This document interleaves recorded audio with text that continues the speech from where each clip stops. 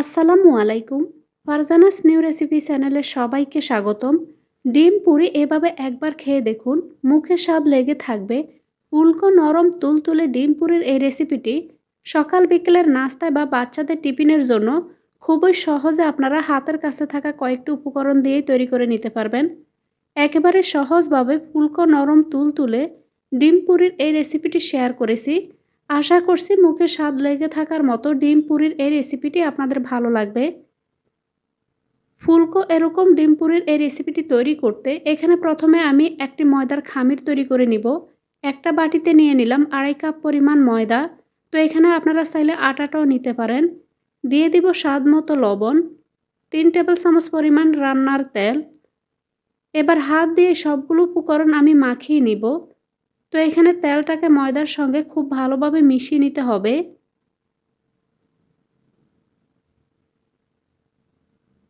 তো এখানে আমি ময়দা, লবণ আর এখানে তেলটাকে খুব ভালোভাবে মিশিয়ে নিয়েছি। এবার এখানে আমি দিয়ে দিব পানি। তো এখানে আপনারা চাইলে হালকা কুসুম গরম পানি দিয়েও খামিরটাকে তৈরি করে নিতে পারেন। আবার চাইলে রুম টেম্পারেচারে থাকা নর্মাল পানি দিয়েও খামিরটাকে তৈরি করে নিতে পারেন।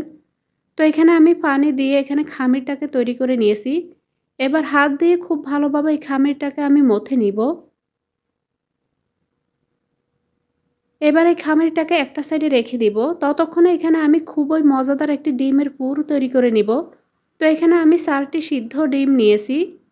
ডিমগুলোকে এরকম একটি গ্রেটার দিয়ে গ্রেট করে নিব। আপনারা চাইলে ডিমগুলোকে কাঁটা চামচ দিয়েও ভেঙে নিতে পারেন। তো সবগুলো ডিম একইভাবে এখানে আমি গ্রেট করে নিয়ে নিচ্ছি। তো এখানে টোটালি কোনো আলু না দিয়ে শুধুমাত্র ডিম দিয়ে আজকের এই পুরিগুলোকে আমি তৈরি করে নিব। ছোট থেকে বড় সবাই দেখবেন অনেক বেশি পছন্দ করবে। এবার এখানে আমি দিয়ে দিলাম চটপটি মশলা, দিয়ে দিব স্বাদ মতো লবণ, ভাজা গোলমরিচের গুঁড়া।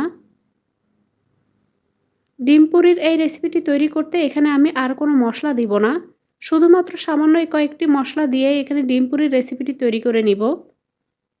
এবার এখানে আমি দিয়ে দিলাম চিলি ফ্লেক্স। আপনারা চাইলে এখানে কাঁচামরিচ কুচিটাও ব্যবহার করতে পারেন। তো আবারও এগুলোকে আমি মিশিয়ে নিলাম। তো যেই খামিরটাকে আমি রেডি করে রেখেছি সেখান থেকে কিছুটা খামির আমি এখানে নিয়ে নিলাম। হাত দিয়ে এভাবে রোল বানিয়ে নিয়েছি। এবার এগুলোকে আমি ছোট ছোট করে এভাবে কেটে নিব। তো এখানে আমি খামিরটাকে কেটে নিয়েছি। পুরি সাধারণত বিভিন্ন ধরনের পুর দিয়ে ভিন্ন ভিন্ন স্বাদে তৈরি করা যায়। তো ডিমের পুরি, ডালের পুরি বা আলুর পুরি, যেই ফ্লেভারের পুরি তৈরি করেন না কেন, অনেক সময় দেখা যায় পুর দিয়ে পুরি তৈরি করতে গিয়ে যখন পুরিগুলোকে তেলে ভাজা হয় তখন পুরটা বেরিয়ে আসে, অথবা বেলে নেওয়ার সময় দেখা যায় অনেক সময় পুরটা বেরিয়ে আসে। একেবারে সহজভাবে টিপস সহ আজকের এই পুরিগুলোকে তৈরি করে দেখাবো, যেন আপনারা যে কোনো ফ্লেভারের পুর দিয়ে এখানে পুরিগুলোকে তৈরি করে নেন না কেন, কখনোই যেন পুরিগুলোকে এখানে ভেজে নেওয়ার সময় পুরটা বেরিয়ে না আসে।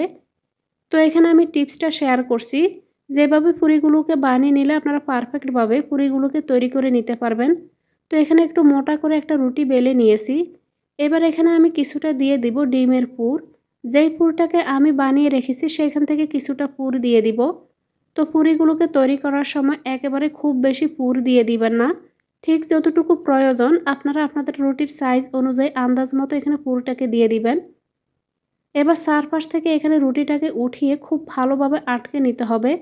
প্রতিটা ভাঁজ যখন আপনারা উঠাবেন খেয়াল রাখবেন যেন ফাঁকা অংশ না থাকে। খুব ভালোভাবে কিন্তু এখানে প্রতিটা ভাঁজ এভাবে মিলিয়ে নিতে হবে। যদি এভাবে আপনারা পুরিগুলোকে বানানোর সময় টিপসটা খেয়াল রাখেন তাহলে আপনারা পারফেক্টভাবে পুরিগুলোকে তৈরি করে নিতে পারবেন। তো এখানে চারপাশ থেকে রুটিটাকে উঠিয়ে খুব ভালোভাবে আটকে নেওয়ার পর বাড়তি রুটির অংশটুকু আমি এখানে হাত দিয়ে ছিঁড়ে নিয়েছি।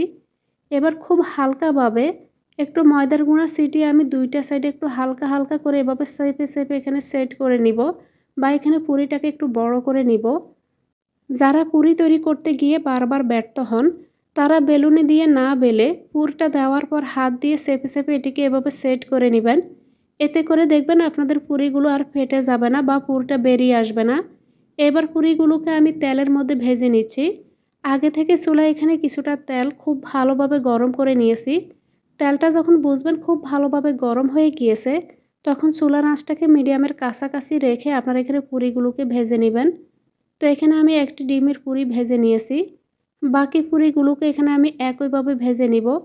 তো আজকের এই পুরিগুলোকে আমি একটি একটি করে ভেজে নিচ্ছি। ডিম পুরি এইভাবে একবার খেয়ে দেখুন, যে খাবে বারবার চাইবে, আর একবার বানিয়ে নিলে বারবার বানাতে মন চাইবে। ডিমের পুরিগুলোকে তৈরি করতে খুব বেশি মশলা বা আয়োজনেরও দরকার হয় না। ঝটপট আপনারা খুব সহজে ডিম পুরির এই রেসিপিটি তৈরি করে নিতে পারবেন। এবার একটি পুরি এখানে ছিঁড়ে দেখাচ্ছি। দেখতেই পাচ্ছেন পুরিগুলো কতটা ফুলকো আর নরম তুলতুলে হয়েছে। আশা করছি ডিম পুরির সহজ এই রেসিপিটি আপনাদের অনেক অনেক ভালো লেগেছে। এতক্ষণ এই রেসিপিটি দেখার জন্য সবাইকে অনেক অনেক ধন্যবাদ জানিয়ে আজকের মতো এখানে বিদায় নিব।